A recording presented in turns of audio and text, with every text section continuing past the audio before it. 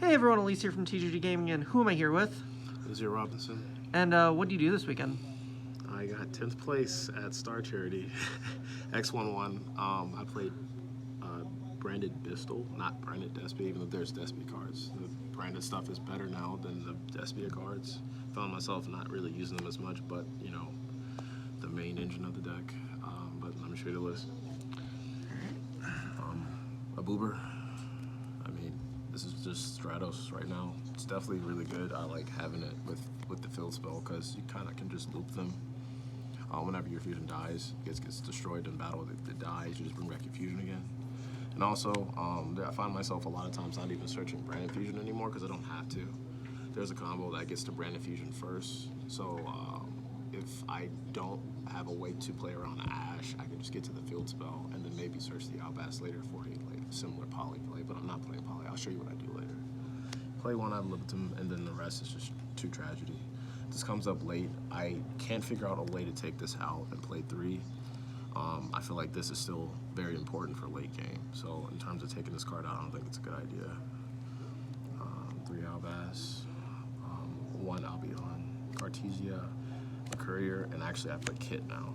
So playing the 4th Aluber is very helpful, especially when you're going late game and you're setting up like an Albion play to set.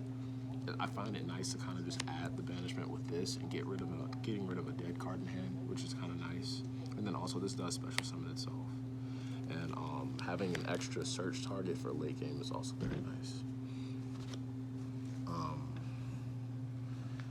Rebellion, of course, and then I'll just go to hand traps. So Is there a reason why you only play 1? If you play multiple, it comes to you don't see the other pistols more when you have this in your hand too often. Okay. So having it in hand is cool for going first, but going second, having this in hand is just dead, of course, because it doesn't do anything. But playing multiples is just, it's not worth it. It's not like Dragon Link where they can just flood your hand with a whole bunch of dragons, and this is always good. All right. Hand traps, 3 mag, 2 Druids, only 2. This is the worst one. This one sucks in this deck. Yeah, I guess since you can't link. Sure, that's one. I can fuse with it now. Now that there's actually a good fusion target in my deck with Cartesia, it's still the worst one because I find myself not using it enough. And then the best one actually is Sarnier. You would think Magnum is because I can search majority of my deck, but no, it's really this because this gets me to branded fusion faster than even a Luber. And I get an extra card, which is really nice. Super Polys and then Imperms.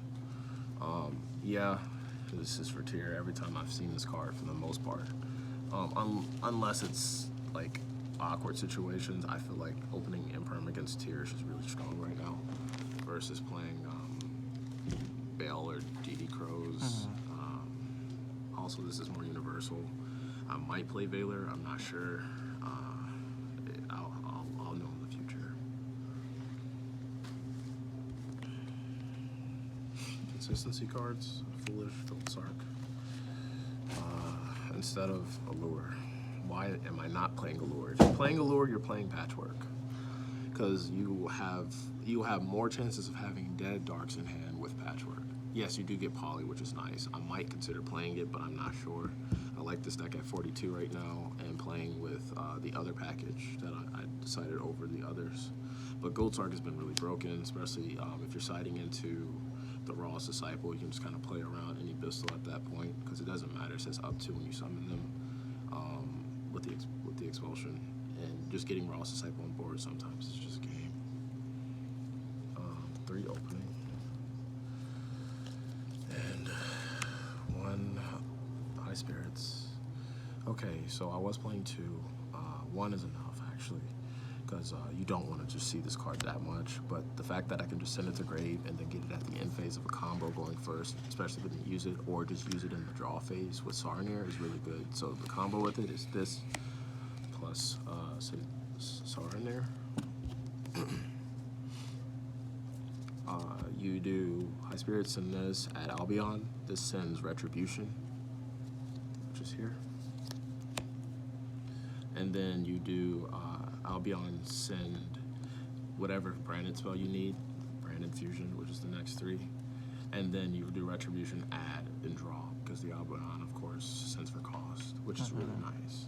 So then not only do you get a free upstart, you get the one brand fusion. That means your Aluber can just get to the God card branded boss, which is what happens a lot. I don't use this at all anymore, but I have to play this card. The reason why is it does play around shifter in a sense, especially if you are going against Flunder or something. Say you prematurely sent something with opening, go into battle phase attack. They do something in the battle. This is cool to kind of just play around things too, and also it's a good set for the next turn, especially if you have stuff in the grave. If the shuffle guys are being activated in tier, it sort of lets you play through one of them, and then the second effect can be used later, which makes them use their other one. And then it leaves you for whatever other effects that you have later on. So yeah, you do have to play this for utility, but do I like this card? Not really, not anymore. I'm not really sure what else to take out for it. Maybe another banishment, but that's not a spell. I wish this was a spell. Super Poly on crack, in my opinion. Yeah, I do play the Super Polys, but I feel like this is just much better. You get to bring back your Albion fusion on the board to make it useful for something else. And then two, yes, it's Super Poly. So why wouldn't you want to play another Super Poly? But the last card is actually the Field Spell, which I really do like. I love this card. If you don't know, this is Polymerization. This is my Patchwork replacement. And also, this is a Monster Reborn during like the battle phase or any time a fusion gets destroyed or leaves the field in some way. Because you do get your Aluber effect whenever a fusion leaves, and then it just kind of summons itself. And then when that Aluber dies, you can resummon a fusion that was already summoned in the grave. So that's the main, it's 42. I'll go side. So I changed it up. This used to be Lightning Storm. I switched it to Dark Ruler, and I feel like that was the best choice. This Dark Ruler steals games a lot, even though you don't deal damage, you can kind of just break boards, because this deck does a really good job of breaking boards and then setting up something that's just hard to get through later on. I mean, it's Flunder. That's the main reason why I put it in there. I wanted more cards against Flunder. Lightning Storm felt like it didn't do enough. Shifters for tier. I kind of hate this card because you see it, it's cool, but Shifter kind of fucks up this combo. Like I haven't, there's been too many times where I've activated Shifter, and as much as you want it to be a game stealer, I'd rather have activated going second than going first, if that makes like any sense. Because the one thing this does do, it makes you go for a fusion line, and you already have to have Expulsion. That means you're a Aluber summon. It would require you to have Branded Fusion and an Aluber already in hand for that to work. And that's too many. That's too much to ask for, even though you do play 3 of each. So Shifter, it's necessary, you have to play it, but do I like this card? Not really. I don't like how this functions. Evenly is for tier. I'm not really sure how I'm going to utilize this against tier. I think if I do sense a crime, I will just shotgun it to get rid of the crime. Why not, right? Because it does get rid of the board. But in terms of like overall, this is kind of hard to just use sometimes.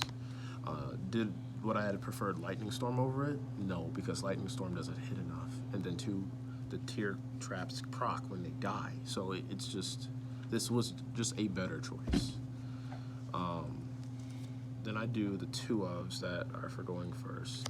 This, instead of Scythe, I was playing with Scythe before. I liked Scythe, but I think I like this one a bit better because it kind of forces my opponent to really understand what they can or can't do. Yes, they can just normal summon, that's fine.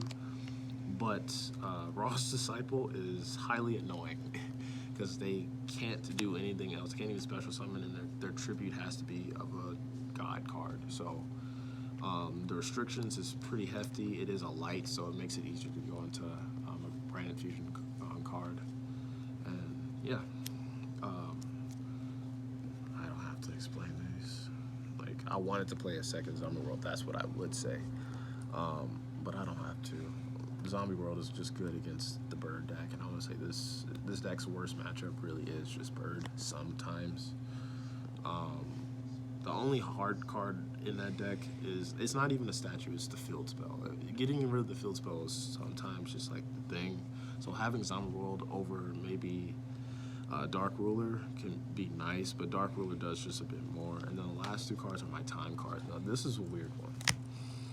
Why this is weird? So I play the Witch because it's a Perform of Hal, of course, to go into the fusion. And then this does 200 damage for every card on the field on summon whenever it's fusion summoned. It just requires this and a level 5 or higher dark. But this card by itself is not bad either. It's a scale that acts as a poly on the board. So if you ever needed, if I needed something like a fusion card, sure, this is cool. It does count as a spell, so I believe that I can Chimera. I have to get that checked. I'm pretty sure that's how that would work. But it's just a good kind of utility card. It's a dark, so I'll just go into Lebellion, shuffle these back, make it burn in time. Here's the extra deck. I'll do the brandeds first. So I'll go. You only do one of these now. You're recycling this back more often than not. The only times you have to leave it on the board is if you're going first into maybe a expulsion play, just to have an extra branded on board for it. Besides that, you don't really do much else. I do play one of these to get to the Mercurier, Tidanclad, Ablonatus, and that would be the one-ofs, and then Double Mirror Jade, of course. This is the best card in the extra deck.